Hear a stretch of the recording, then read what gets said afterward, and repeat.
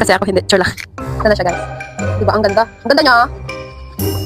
Ito yung camera, and then may dalawang lens, front and back. At saka may cover pa siya, ito yung yung baga protection niya. Pag hindi mo na siya ginagamit, dapat dito pa. And then yan, front and back. Diba? Sana po. And then may lagay na siya ng battery. Dito mo siya i-charge. Ayan, ganyan siya. Yan, and then, fast charge case. Ito yun. Ayan. Tapos dalawa kasing battery nito. Set na siya, so kaya, grabe. Ang ganda. Tapos dito yung lens, nasa loob yung lens.